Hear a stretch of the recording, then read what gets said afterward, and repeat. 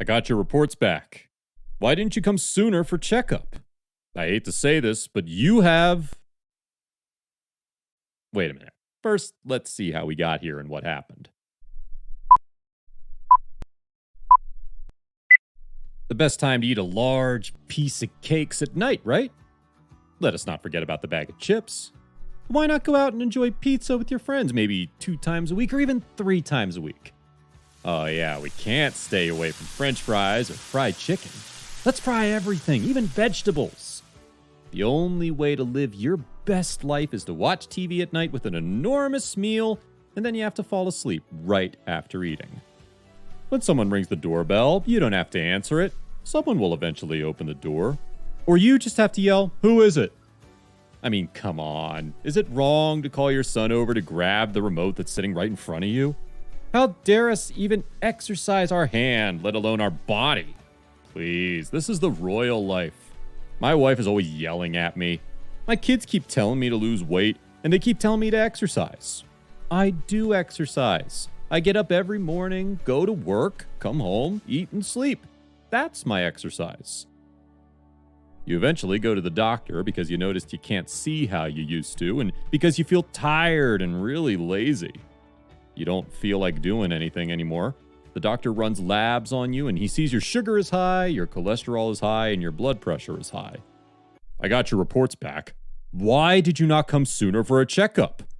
I hate to say this, but you have been diagnosed with diabetes.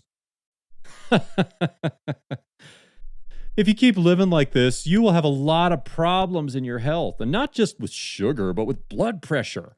High cholesterol can give you heart problems. And if you still don't fix your eating and lifestyle habits, your life will shorten, and you won't live as long as you're supposed to.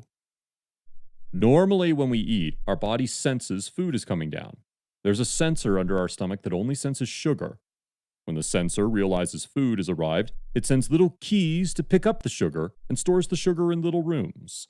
This sugar is used in between meals, like between breakfast and lunch or lunch and dinner. When our sugar goes into those, the sugar level in our blood lowers and our sugar level in the blood becomes normal. This is normal. Now let's look at what your body's doing.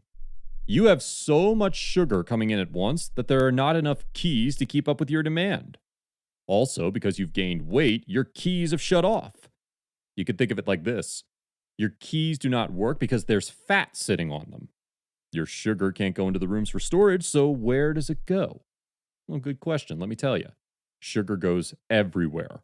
Sugar does not care about your health. Wherever sugar goes and sits, it causes holes and destruction. Sugar goes to your eyes. That's why you get blurry vision that can lead to blindness. Sugar goes to your nerves. And that's why you feel like there are pins poking you all over your body, especially at your feet. You eventually do stop feeling sensation in your feet and legs. You can get a cut and not even know it's there. Then it gets infected. Slowly, the infection goes to your bone. And now it's too late. Before you know it, you have to get your leg cut off. Okay, maybe this is being too dramatic, but no, seriously. You can get your leg cut off because the infection has spread to your bone and the doctors can't save the leg. Sugar travels to your vessels and sits on them, hardening them. And what does that lead to? You guessed it, high pressure in your vessels. It's like when you're watering the flowers outside and you put your finger on top of the hose or water pipe. What happens to the pressure? It increases. Now imagine that pressure hitting your heart, kidney, eye, and all other organs. Why do sugar patients drink a lot of water? Because water loves sugar. So if sugar is going down the toilet, what's going to go with it? A lot of water. Now you're thirsty again. Go into the bathroom, and it continues. Now let's talk about the jewel of this topic, the kidney. You think of kidneys like a coffee or tea filter. They let go of toxins and reabsorb what's good for us. Now imagine your coffee or tea filter has holes in it. Would it be able to filter out the coffee grains or tea grains properly? No, it cannot. As more sugar hits the filter in our kidneys, the more holes the sugar makes. That's how we get kidney failure. That means what we should keep in our body goes into the toilet, and the poison we need to pee out, we keep in our body. So what's the next step? Dialysis. That's great. Now this machine does the kidneys' work by taking out all the poison from your body. Last but not least, let's talk about how the most common cause of death in diabetic patients is. Heart failure. And how, you may ask?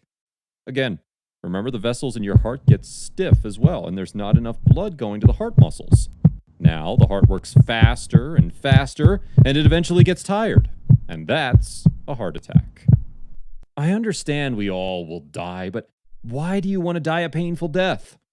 Taking more than 10 medications a day, being hooked up to a dialysis machine 3 times a week, not being able to see, getting your foot cut off? You want to see me many times a year? I know it's not because you love me that much, right?